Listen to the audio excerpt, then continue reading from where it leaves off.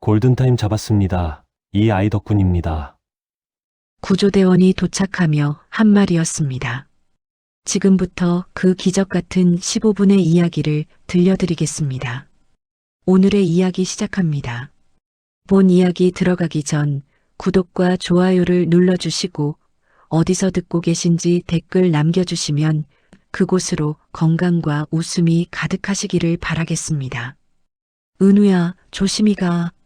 할머니, 안녕히 계세요. 우리 착한 은우, 학교 잘 다녀와라. 초등학교 3학년 최은우는 매일 아침 같은 길을 걸었습니다. 골목 어기 슈퍼 할머니에게 인사하고 공원 입구 경비 할아버지께 목례하고 횡단보도 앞 교통지도 할머니께 손을 흔들었습니다. 작은 동네였지만 은우가 아는 어른들은 많았습니다. 모두 은우를 예쁘게 봐주시는 분들이었습니다. 그날 아침도 특별할 것 없는 겨울날이었습니다. 밤새 내린 눈이 소복이 쌓여 있었습니다. 하얀 눈 위로 은우의 작은 발자국이 또박또박 찍혔습니다. 빨간 패딩 점퍼를 입은 아이의 모습이 하얀 풍경 속에서 유난히 선명했습니다. 학교까지는 15분 거리였습니다. 은우는 천천히 걸었습니다. 눈 쌓인 길이 미끄러웠기 때문입니다. 엄마가 아침에 당부하셨습니다. 빙판길 조심하라고, 천천히 걸으라고. 공원 앞을 지나가던 은우는 문득 걸음을 멈췄습니다. 둔탁한 소리가 들렸습니다. 무언가 무거운 것이 바닥에 부딪히는 소리, 벤치가 있는 쪽에서 들려왔습니다. 은우는 고개를 돌렸습니다. 눈 쌓인 공원 안쪽, 나무들 사이로 벤치가 보였습니다. 그 옆에 무언가가 쓰러져 있었습니다. 사람이었습니다. 은우의 심장이 빠르게 뛰기 시작했습니다. 평소와 다른 무언가가 공기를 타고 전해졌습니다. 위험의 냄새 같은 것이었습니다. 은우는 공원 쪽으로 천천히 발걸음을 옮겼습니다. 눈을 밟는 소리만 조용히 울렸습니다. 주변에는 아무도 없었습니다. 출근 시간이 지나 거리는 한산했습니다. 은우는 벤치 쪽으로 조금씩 다가갔습니다. 가까이 갈수록 상황이 분명해졌습니다. 할머니였습니다. 베이지색 코트를 입은 할머니가 벤치 옆 바닥에 엎어져 있었습니다. 안경이 벗겨져 한쪽에 떨어져 있었습니다. 손가방도 옆에 떨어진 채였습니다. 은우는 숨을 깊이 들이마셨습니다. 그리고 할머니에게 다가갔습니다. 은우는 무릎을 꿇고 할머니의 얼굴을 들여다봤습니다. 70은 넘어 보이는 할머니였습니다. 얼굴 전체가 창백했습니다. 입술은 파랗게 변해 있었습니다. 눈은 감긴 채였습니다. 미동도 하지 않았습니다. 은우는 가만히 할머니를 관찰했습니다. 학교에서 배운 안전교육이 떠올랐습니다. 쓰러진 사람을 발견하면 먼저 의식을 확인하라고 했습니다. 은우는 조심스럽게 할머니의 어깨에 손을 올렸습니다. 가볍게 흔들어 봤습니다. 반응이 없었습니다. 다시 한번 조금 더 세게 흔들었습니다. 여전히 아무 반응이 없었습니다. 은우는 손을 할머니의 코 아래로 가져갔습니다. 미세하게 숨결이 느껴졌습니다. 살아계셨습니다. 하지만 숨소리가 너무 약했습니다. 거의 들리지 않을 정도였습니다. 할머니의 손을 만져봤습니다. 얼음처럼 차가웠습니다. 체온이 거의 느껴지지 않았습니다. 은우는 주변을 둘러봤습니다. 도와줄 사람이 있나 찾아봤습니다. 공원은 텅 비어 있었습니다. 나무들만 서 있었습니다. 바람이 나뭇가지 사이를 지나며 쌩쌩 소리를 냈습니다. 매서운 바람이었습니다. 은우의 뺨을 차갑게 핥히고 지나갔습니다. 다시 할머니를 봤습니다. 얼굴이 점점 더 창백해지는 것 같았습니다. 입술의 파란색이 더 짙어지고 있었습니다. 이대로 두면 안 될 것 같았습니다. 은우의 머릿속에서 여러 생각이 빠르게 스쳤습니다. 어른을 찾아가야 할까? 하지만 여기서 떠나면 할머니는 혼자 남게 됩니다. 그동안 무슨 일이 생기면 어떡하지? 은우는 가방을 내려놓았습니다. 안에서 핸드폰을 꺼냈습니다. 손이 떨렸습니다. 추위 때문인지 긴장 때문인지 알 수 없었습니다. 119. 은우는 그 번호를 알고 있었습니다. 학교에서 여러 번 배웠습니다. 위급한 상황에서는 119에 전화하라고. 은우는 번호를 눌렀습니다. 신호음이 울렸습니다. 은우는 숨을 참고 기다렸습니다. 할머니를 다시 한번 봤습니다. 여전히 움직이지 않았습니다. 은우의 가슴이 두근거렸습니다. 전화가 연결되기를 기다리는 동안 은우의 머릿속에 여러 생각이 교차했습니다. 잘못 건드리면 더 위험한 거 아닐까? 학교에서 선생님이 말씀하셨습니다. 다친 사람을 함부로 움직이면 안 된다고. 특히 머리를 다쳤을 때는 절대로 움직이면 안 된다고. 자칫하면 더 큰 문제가 생길 수 있다고. 하지만 이대로 기다리기만 하면 어떻게 될까? 할머니의 상태가 점점 나빠지는 것 같았습니다. 얼굴이 더 하얗게 변하고 있었습니다. 입술은 더욱 파래지고 있었습니다. 숨소리도 더 약해지는 것 같았습니다. 은우는 할머니의 손을 다시 한번 만져봤습니다. 처음보다 더 차가워진 것 같았습니다. 마치 얼음 조각을 만지는 것 같았습니다. 이렇게 차가워도 괜찮은 걸까? 그때 할머니의 손이 미세하게 떨렸습니다. 아주 작은 움직임이었습니다. 하지만 은우는 분명히 봤습니다. 손가락이 떨리고 있었습니다. 살아계시다. 아직 살아계시다. 은우는 그 생각에 조금 안심했습니다. 하지만 동시에 더 급해졌습니다. 지금 당장 도움을 받아야 한다는 생각이 들었습니다. 바로 그때 은우의 눈에 무언가가 들어왔습니다. 할머니의 손목에서 빛이 깜빡이고 있었습니다. 스마트워치였습니다. 은우는 그것을 자세히 들여다봤습니다. 화면에 숫자들이 표시되어 있었습니다. 심박수라는 글자 옆에 숫자 42가 깜빡이고 있었습니다. 체온이라는 글자 옆에는 33.2도라고 표시되어 있었습니다. 두 숫자 옆에는 빨간 느낌표가 계속 깜빡였습니다. 은우는 그 숫자들이 정확히 무엇을 의미하는지는 몰랐습니다. 하지만 본능적으로 알았습니다. 정상이 아니라는 것을, 빨간 느낌표가 경고하고 있다는 것을. 전화 신호음이 계속 울렸습니다. 은우는 핸드폰을 귀에 바짝 붙였습니다. 빨리 연결되기를 바랐습니다. 할머니의 손목을 보며 생각했습니다. 이 숫자들을 말해야겠다. 분명 중요한 정보일 거야. 신호음이 3번 울린 뒤 전화가 연결되었습니다. 은우는 자신이 있는 위치와 상황을 최대한 침착하게 설명했습니다. 석교동 근린공원 벤치 근처에 할머니가 쓰러져 있다고, 의식이 없고 숨소리가 매우 약하다고 말했습니다. 구조대원은 은우가 초등학생이라는 것을 알고는 놀라는 기색이었지만 곧 차분한 목소리로 상황을 파악하기 시작했습니다. 은우는 할머니의 손목에 있는 스마트워치를 다시 확인했습니다. 화면에 표시된 숫자들을 또박또박 읽어주었습니다. 심박수 42, 체온 33.2도, 빨간 경고 표시가 계속 깜빡이고 있다고도 말했습니다. 전화 너머로 구조대원이 뭔가를 빠르게 적는 소리가 들렸습니다. 키보드 두드리는 소리도 함께 들렸습니다. 그리고 구조대원이 말했습니다. 매우 중요한 정보라고, 정말 잘했다고, 지금 바로 구조대가 출발한다고. 은우는 그 말에 조금 안심했습니다. 하지만 여전히 긴장은 풀리지 않았습니다. 구조대원은 은우에게 전화를 끊지 말고 계속 연결 상태로 있으라고 했습니다.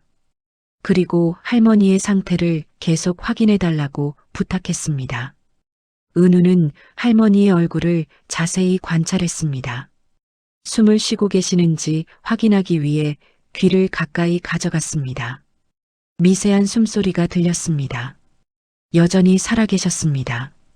하지만 숨소리는 점점 더 약해지는 것 같았습니다. 구조대원이 물었습니다. 할머니 주변에 다른 사람이 있느냐고. 은우는 주변을 둘러봤습니다. 여전히 아무도 없었습니다. 공원은 적막했습니다. 바람 소리만 들렸습니다. 은우는 그 사실을 전했습니다. 아무도 없다고, 자신 혼자 할머니와 있다고. 구조대원은 은우를 안심시켰습니다. 잘하고 있다고, 조금만 더 버티면 된다고, 구조대가 정말 빠르게 가고 있다고. 은우는 전화기를 손에 쥔 채 할머니의 손을 잡았습니다. 여전히 얼음처럼 차가웠습니다. 은우는 자신의 작은 손으로 할머니의 손을 감싸 쥐었습니다. 조금이라도 따뜻하게 해드리고 싶었습니다. 하지만 은우의 손도 추위에 차가워지고 있었습니다. 장갑을 끼지 않은 손이 점점 시려왔습니다. 은우는 손을 입김으로 녹이며 다시 할머니의 손을 잡았습니다. 구조대원이 은우에게 물었습니다. 할머니를 조금이라도 따뜻하게 해줄 수 있는 방법이 있느냐고. 은우의 옷이나 가방에 덮을 수 있는 게 있느냐고. 은우는 재빨리 가방을 뒤졌습니다. 학교 실내화가 나왔습니다. 필통과 교과서들도 나왔습니다. 그리고 가방 맨 아래에서 점퍼가 하나 나왔습니다. 체육 시간에 입으려고 가져온 점퍼였습니다. 은우는 그 점퍼를 꺼내 할머니의 상체에 조심스럽게 덮어드렸습니다. 작은 점퍼였지만 없는 것보다는 나았습니다. 할머니의 가슴과 어깨 부분을 덮었습니다. 구조대원이 계속 말을 건넸습니다. 은우의 긴장을 풀어주기 위해서였습니다. 은우는 구조대가 언제쯤 도착할지 물었습니다. 구조대원은 지금 가장 빠른 속도로 가고 있다고 5분 정도면 도착할 거라고 답했습니다. 5분. 은우는 시간을 확인했습니다. 핸드폰 화면에 8시 23분이라고 표시되어 있었습니다. 학교 가야 할 시간이었습니다. 하지만 은우는 그런 생각을 떨쳐냈습니다. 지금은 학교보다 이 할머니가 더 중요했습니다. 바람이 다시 세게 불었습니다. 은우가 덮어드린 점퍼가 바람에 날릴 뻔했습니다. 은우는 재빨리 점퍼를 눌러 고정했습니다. 하지만 바람은 계속 불어왔습니다. 매서운 겨울바람이었습니다. 은우는 주변을 둘러봤습니다. 바람을 막을 방법이 없을까 생각했습니다. 그때 공원 입구 쪽에 재활용 분리수거함이 보였습니다. 그 옆에 커다란 박스들이 접혀서 쌓여 있었습니다. 은우는 구조대원에게 잠깐만 기다려달라고 말했습니다. 그리고 박스 쪽으로 뛰어갔습니다. 눈길이라 조심스럽게 뛰었습니다. 미끄러지지 않으려고 조심했습니다. 큰 박스 2개를 들고 할머니에게 돌아왔습니다. 박스는 생각보다 가벼웠습니다. 은우는 박스를 할머니의 위쪽에 세웠습니다. 바람이 불어오는 방향을 막는 벽을 만들었습니다. 효과가 있었습니다. 박스가 바람을 막아주었습니다. 할머니에게 직접 닿는 바람이 줄어들었습니다. 은우는 만족스러웠습니다. 조금이나마 도움이 되는 것 같았습니다. 은우는 다시 전화기를 들었습니다. 구조대원에게 박스로 바람막이를 만들었다고 말했습니다. 구조대원은 칭찬했습니다. 정말 영리하다고, 잘 생각했다고. 시간이 흘렀습니다. 3분쯤 지났을까? 은우는 계속 할머니의 상태를 확인했습니다. 할머니의 얼굴색이 조금 더 나빠진 것 같았습니다. 입술의 파란색이 더 진해졌습니다. 은우는 걱정이 되어 다시 스마트워치를 확인했습니다. 심박수가 40으로 내려가 있었습니다. 체온은 33도 그대로였습니다. 숫자가 더 낮아진 것은 아니었지만 좋아진 것도 아니었습니다. 여전히 위험한 상태였습니다. 은우는 그 사실을 구조대원에게 알렸습니다. 구조대원은 그 정보를 빠르게 기록했습니다. 그리고 은우에게 감사하다고 말했습니다. 그 정보 덕분에 구조대가 필요한 장비를 미리 준비할 수 있다고 했습니다. 은우는 할머니의 손을 계속 잡고 있었습니다. 두 손으로 할머니의 손을 감싸 쥐었습니다. 자신의 체온이라도 전해드리고 싶었습니다. 하지만 은우의 손도 이미 차갑게 식어가고 있었습니다. 은우는 손을 입으로 호호 불어 녹였습니다. 그리고 다시 할머니의 손을 감쌌습니다. 이 작은 노력이 얼마나 도움이 될지는 모르겠지만 그래도 하지 않는 것보다는 나았습니다. 주변은 여전히 조용했습니다. 사람들이 지나다니지 않았습니다. 겨울 아침 학교 가는 시간이 지나고 출근 시간도 지난 이 시각에는 공원을 지나는 사람이 없었습니다. 은우는 외로웠습니다. 누군가 어른이 와서 도와주면 좋겠다고 생각했습니다. 하지만 아무도 오지 않았습니다. 은우와 할머니 둘뿐이었습니다. 바람이 또 불었습니다. 박스가 흔들렸습니다. 은우는 박스를 손으로 잡아 고정했습니다. 박스가 넘어지면 안 됐습니다. 이 작은 바람막이라도 지켜야 했습니다. 은우의 뺨이 빨갛게 얼어가고 있었습니다. 귀도 시렸습니다. 손도 차가웠습니다. 하지만 은우는 자리를 뜨지 않았습니다. 구조대가 올 때까지 여기 있어야 했습니다. 구조대원이 물었습니다. 은우는 춥지 않냐고. 은우는 괜찮다고 대답했습니다. 거짓말이었습니다. 추웠습니다. 하지만 자신보다 할머니가 더 위험하다는 것을 알고 있었습니다. 또 2분이 지났습니다. 은우는 할머니의 호흡을 계속 확인했습니다. 귀를 할머니의 코 근처에 가져다 댔습니다. 숨소리가 점점 더 약해지는 것 같았습니다. 처음보다 훨씬 미세했습니다. 은우는 가슴이 답답해졌습니다. 이대로 할머니가 숨을 멈추는 건 아닐까? 그런 무서운 생각이 들었습니다. 은우는 고개를 저었습니다. 안 돼. 그런 일은 일어나면 안 돼. 은우는 할머니의 어깨를 다시 한번 가볍게 흔들었습니다. 반응이 있기를 바라며. 하지만 여전히 아무 반응이 없었습니다. 눈도 뜨지 않았습니다. 몸도 움직이지 않았습니다. 구조대원이 물었습니다. 할머니의 상태가 어떠냐고. 은우는 솔직하게 대답했습니다. 숨소리가 더 약해진 것 같다고. 얼굴이 더 창백해진 것 같다고. 구조대원은 은우를 안심시키려 했습니다. 지금 거의 다 왔다고. 조금만 더 버티면 된다고. 은우가 정말 잘하고 있다고 계속 말해주었습니다. 하지만 은우는 불안했습니다. 시간이 너무 느리게 가는 것 같았습니다. 1분이 10분처럼 느껴졌습니다. 구조대는 언제 오는 걸까? 정말 오고 있는 걸까? 은우는 스마트워치를 또 확인했습니다. 혹시 숫자가 더 나빠지지는 않았나 걱정되어서였습니다. 심박수는 40 그대로였습니다. 체온도 33도였습니다. 변화가 없었습니다.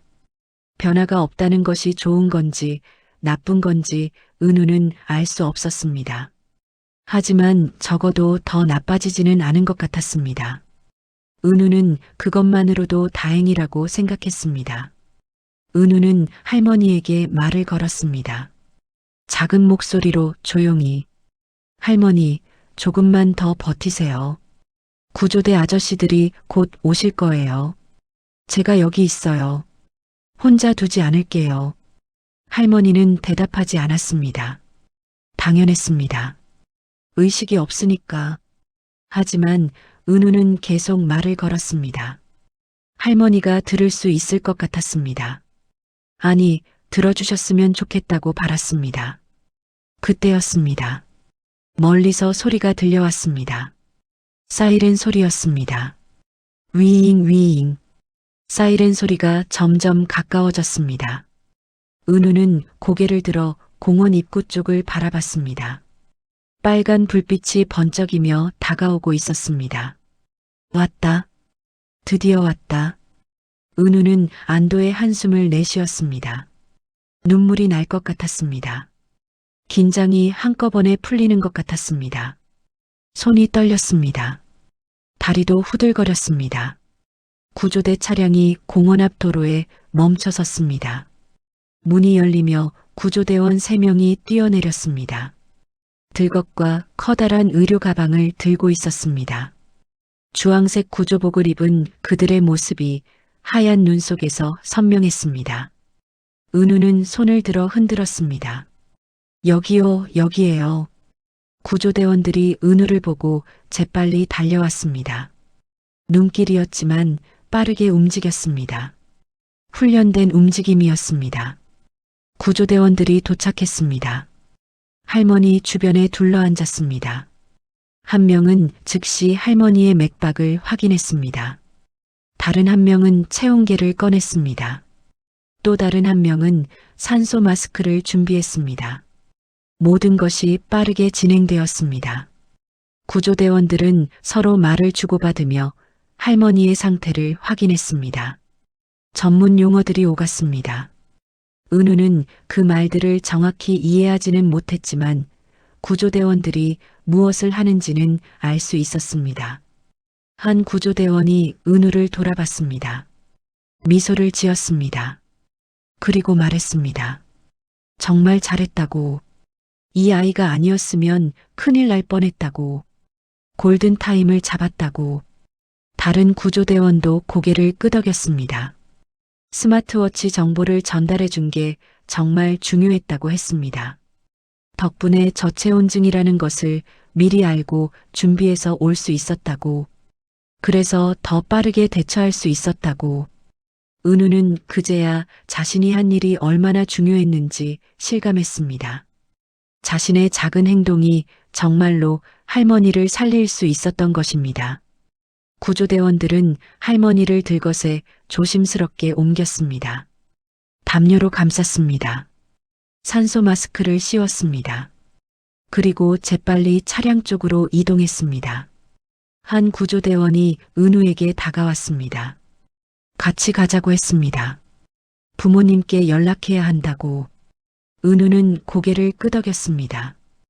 은우는 일어서려 했지만 다리에 힘이 없었습니다. 한참 웅크리고 앉아 있었던 탓인지 아니면 긴장이 풀린 탓인지 다리가 후들거렸습니다. 구조대원이 은우의 손을 잡아 일으켜 세워주었습니다. 은우는 구조대원의 손을 잡고 천천히 걸었습니다. 뒤돌아보니 자신이 앉아있던 자리에 눈이 녹아 있었습니다. 얼마나 오래 앉아 있었던 걸까? 일주일이 지났습니다. 은우는 학교를 마치고 엄마와 함께 병원으로 갔습니다. 그 할머니께서 은우를 꼭 만나고 싶어 하신다는 연락을 받았기 때문입니다. 병원 3층 병실. 은우와 엄마는 문을 두드렸습니다. 안에서 들어오라는 목소리가 들렸습니다. 문을 열고 들어갔습니다. 침대에 할머니가 앉아 계셨습니다. 그날 공원에서 봤던 그 할머니였습니다. 하지만 모습이 많이 달랐습니다. 얼굴에 혈색이 돌아와 있었습니다. 눈도 또렷했습니다. 미소를 짓고 계셨습니다. 할머니는 은우를 보자 눈가에 눈물이 맺혔습니다. 천천히 손을 뻗어 은우의 손을 잡았습니다. 이번에는 따뜻했습니다. 그날의 차가운 손과는 달랐습니다. 할머니는 은우에게 고맙다고 말했습니다. 목소리가 떨렸습니다. 은우가 아니었다면 자신은 그 자리에서 죽었을 거라고. 정말 고맙다고 여러 번 말했습니다. 병실 한쪽에 할머니의 가족들이 서 있었습니다. 딸로 보이는 50대 여자분, 사위로 보이는 남자분, 그리고 은우보다 조금 어려 보이는 손녀까지 모두 은우를 바라보고 있었습니다. 딸이 은우 쪽으로 다가왔습니다. 그리고 깊이 허리를 숙여 인사했습니다. 사위도 함께 고개를 숙였습니다. 정말 감사하다고 했습니다. 우리 어머니를 살려주셔서 감사하다고 했습니다. 은우는 어떻게 대답해야 할지 몰랐습니다. 그저 당연한 일을 했을 뿐이라고 생각했는데 이렇게 큰 감사를 받으니 오히려 부끄러웠습니다. 할머니의 딸이 설명했습니다. 의사 선생님께서 말씀하시길 10분만 더 늦었어도 정말 위험했을 거라고 하셨답니다. 저체온증으로 심장이 멈출 수도 있었다고. 은우가 빨리 발견하고 신고해준 덕분에 골든타임 안에 구조할 수 있었다고. 특히 스마트워치 정보를 전달해준 것이 큰 도움이 되었다고 했습니다. 덕분에 구조대가 저체온증 환자라는 것을 미리 알고 필요한 장비를 준비해서 올 수 있었다고. 그래서 현장에서 바로 응급처치를 할 수 있었다고. 할머니의 손녀가 은우에게 다가왔습니다. 수줍게 미소 지으며 말했습니다. 오빠 정말 대단해요. 저였으면 무서워서 못했을 것 같아요. 은우는 고개를 저었습니다. 자신도 무서웠다고 말했습니다. 은우의 엄마는 한쪽에서 눈물을 닦고 있었습니다. 자랑스러우면서도 한편으로는 아찔했습니다. 자신의 어린 아들이 그런 상황에 혼자 있었다는 것이. 하지만 은우가 정말 잘 대처했다는 것에 감사했습니다. 병실을 나오기 전 할머니가 은우에게 마지막으로 말했습니다. 은우 덕분에 손주들을 더 오래 볼 수 있게 됐다고. 정말 고맙다고. 은우는 할머니께서 건강하시길 바란다고 말했습니다. 다음 주 월요일 아침 학교 조회 시간이었습니다. 전교생이 운동장에 모였습니다. 교장 선생님이 단상에 서셨습니다. 마이크를 통해 말씀하셨습니다. 오늘은 우리 학교의 자랑스러운 학생을 소개하려고 한다고. 3학년 2반 최은우 학생, 앞으로 나와주세요. 방송에서 은우의 이름이 불렸습니다. 은우는 떨리는 다리로 단상으로 걸어갔습니다. 수백 명의 학생들이 은우를 바라보고 있었습니다. 교장 선생님께서 설명하셨습니다. 은우 학생이 지난주 등교길에 쓰러진 할머니를 발견했다고. 그리고 침착하게 119에 신고하고 구조대가 올 때까지 할머니를 돌봤다고. 그 덕분에 한 분의 소중한 생명을 구했다고. 학생들이 박수를 쳤습니다. 우레와 같은 박수 소리가 운동장에 울려 퍼졌습니다. 은우는 얼굴이 빨개졌습니다. 부끄러웠습니다. 하지만 나쁘지 않은 기분이었습니다. 조회가 끝나고 교실로 돌아가는 길 친구들이 은우를 둘러쌌습니다. 다들 궁금한 게 많았습니다. 진짜 무섭지 않았냐고, 어떻게 그렇게 침착할 수 있었냐고 물어봤습니다. 은우는 솔직하게 대답했습니다. 무서웠다고. 어떻게 해야 할지 몰라서 당황스러웠다고. 하지만 그냥 할 수 있는 일을 했을 뿐이라고. 친구들은 그래도 대단하다고 했습니다. 자기들은 그런 상황이 오면 어떻게 할지 모르겠다고. 은우처럼 침착하게 행동할 수 있을지 자신이 없다고 했습니다. 오후 수업이 끝나고 집으로 가는 길, 은우는 다시 그 공원 앞을 지났습니다. 매일 지나는 길이었습니다. 하지만 오늘은 특별히 공원 안으로 들어가 봤습니다. 그날 할머니가 쓰러졌던 벤치가 그대로 있었습니다. 눈은 이미 다 녹았습니다. 벤치 주변은 평화로웠습니다. 그날의 긴박했던 상황이 거짓말처럼 느껴졌습니다. 은우는 벤치에 앉아 잠시 생각에 잠겼습니다. 그날의 일들이 떠올랐습니다. 떨렸던 손, 차가웠던 바람, 약했던 숨소리, 그리고 사이렌 소리. 은우는 자신도 몰랐습니다. 자신 안에 그런 용기가 있었다는 것을. 무서웠지만 도움이 필요한 사람을 외면하지 않았던 것. 어른도 아닌 10살 아이가 한 사람의 생명을 구했다는 것. 선생님께서 말씀하셨습니다. 영웅이란 특별한 사람이 아니라고. 필요한 순간에 필요한 일을 하는 사람이 영웅이라고. 은우는 그 말의 의미를 이제 알 것 같았습니다. 은우는 벤치에서 일어났습니다. 가방을 메고 집으로 향했습니다. 내일도 이 길을 걸을 것입니다. 슈퍼 할머니께 인사하고 경비 할아버지께 목례하고 교통지도 할머니께 손 흔들 것입니다. 평범한 초등학생의 일상이 다시 시작되었습니다. 하지만 은우는 알고 있었습니다. 자신이 더 이상 그날 이전의 은우가 아니라는 것을, 작은 용기가 큰 변화를 만들 수 있다는 것을 배웠습니다. 그리고 언젠가 다시 누군가 도움이 필요한 순간이 온다면 은우는 다시 한번 용기를 낼 수 있을 것 같았습니다. 그것이 바로 진짜 영웅의 마음이었습니다. 여러분, 오늘 이야기 어떻게 들으셨나요? 마음 한편이 따뜻해지셨기를 바랍니다. 이야기가 마음에 드셨다면 구독과 좋아요 부탁드리고요. 다음 이야기에서 또 뵙겠습니다. 늘 건강하세요.